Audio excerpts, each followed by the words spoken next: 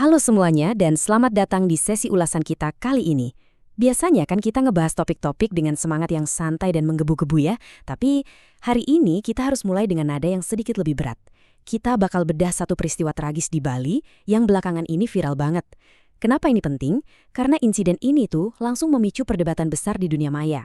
Orang-orang mulai mempertanyakan apa sih sebenarnya makna keadilan itu.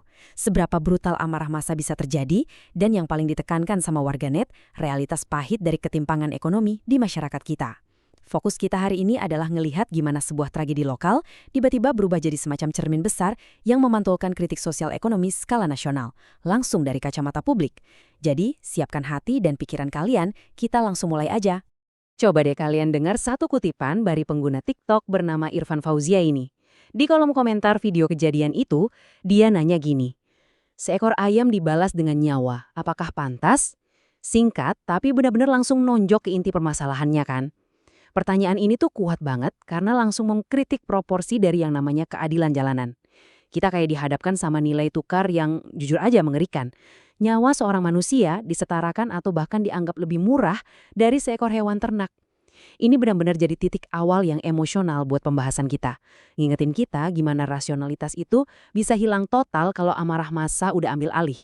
Nah, sekarang kita masuk ke runtutan kejadian aslinya. Jadi pada tanggal 24 Juli 2026, seorang pria yang diduga mencuri ayam tewas setelah dikeroyok sama massa di Desa Batunya, Baturiti, Tabanan, Bali. Ini fakta dingin di lapangannya ya. Sebagai catatan, pihak kepolisian saat ini lagi menyelidiki kasusnya ya, buat ngungkap dan nindak siapa aja yang terlibat dalam pengeroyokan tersebut. Di sini kita nggak lagi ngambil posisi hukum, tapi kita ngelihat gimana tragedi hilangnya nyawa tanpa adanya proses peradilan yang sah ini langsung bikin semacam gelombang kejut yang luar biasa di tengah masyarakat. Dan tahu nggak sih apa yang bikin rekaman ini viral sekaligus menghancurkan hati jutaan orang yang nonton? Bukan cuma soal pengeroyokannya aja, tapi suara tangisan histeris dari anak bungsu si korban yang terus-terusan manggil ayahnya. Ada satu warganet dengan inisial R yang ninggalin komentar, anak itu dendam banget suatu saat. Dari sini, netizen langsung sadar satu hal krusial. Ada trauma seumur hidup yang tercipta. Amarah massa itu mungkin cuma berlangsung beberapa menit, kelar. Tapi luka psikologis buat seorang anak yang ngeliat atau tahu ayahnya dihakimi sampai meninggal, itu bakal membekas lintas generasi. Makanya kasus ini langsung berubah dari sekedar laporan kriminal jadi tragedi kemanusiaan di mata publik. Dari situ, arah percakapan publik mulai bergeser lumayan drastis. Ada netizen bernama Entur yang ngelontarin pertanyaan tajam banget. Ini yang jahat manusia atau ekonomi? Wah, ini bikin kita mikir dalam banget ya. Maksudnya, apakah orang ini nyolong ayam murni karena dia punya niat jahat? Atau karena himpitan sistem ekonomi? Terus di sisi lain, apakah massa yang ngeroyok itu murni jahat? Atau jangan-jangan tindakan main hakim sendiri ini sebenarnya adalah letupan rasa frustrasi dan ketimpangan ekonomi yang mereka rasain sehari-hari? Yang pada akhirnya secara tragis malah dilampiaskan ke sesama rakyat kecil yang kondisinya sama-sama lemah. Emang bener ya, tekanan hidup itu sering banget bikin sumbu kesabaran orang jadi super pendek. Kalau kita bedah ribuan komentar yang masuk, kelihatan jelas kalau ada konsensus universal di sana. Warganet itu benar-benar mengecam keras tindakan main hakim sendiri. Argumentasi mereka logis banget kok, kita ini kan punya saluran hukum. Pria itu harusnya bisa langsung diserahin aja ke polisi. Nyolong ayam dari kacamata hukum negara atau agama manapun, nggak pernah membenarkan hukuman mati di tengah jalan. Bahkan ada satu komentar menonjol yang bilang, kalau massa di situ bertindak menghakimi dan menghukum lebih berat dari Tuhan itu sendiri. Ini ngebuktiin kalau mayoritas masyarakat kita tuh sebenarnya masih megang teguh prinsip keadilan yang beradab dan benar-benar nolak kebrutalan. Seiring berjalannya waktu, rasa empati dari publik juga pelan-pelan mulai kebentuk. Coba lihat komentar dari akun 14 April ini. Maling ayam karena terhimpit ekonomi. Ini tuh mewakili simpati yang lumayan dalam dari banyak orang. Pastinya ini nggak membenarkan tindakan pencuriannya ya. Nyolong ya tetap nyolong, itu melanggar hukum. Tapi, warganet tuh bisa ngelihat konteks pahit di balik kejadian itu. Mereka sadar kejahatan sekecil ini sering banget lahir dari kebutuhan paling dasar yang udah mendesak, keputusan asaan seorang ayah buat sekedar ngasih makan keluarganya. Pemahaman inilah yang bikin suasananya makin sedih karena publik nggak ngelihat korban ini sebagai penjahat kelas kakap, tapi sebagai sesama manusia yang sayangnya kalah telak dalam pertarungan bertahan hidup. Nah, dari simpati tadi, muncul sebuah perbandingan yang ngegambarin dengan sempurna kenapa warganet bisa semarah itu secara struktural. Ada jurang pemisah yang gelap banget di sini. Bayangin, di satu sisi ada maling kecil yang nyolong ayam karena kepepet ekonomi, tapi malah dihakimi masyarakatnya sendiri sampai tewas di jalanan. Terus, warganet langsung ngebandingin ini sama realitas maling besar.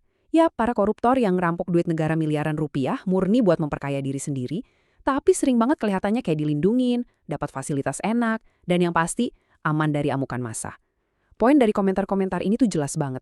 Ada ketimpangan perlakuan sosial dan hukum yang kerasa banget nyakitin hati publik.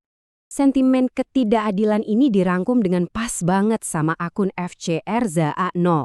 Dan komentarnya ini dapat puluhan ribu likes loh. Dia nulis, maling kecil dihakimi, maling besar dilindungi.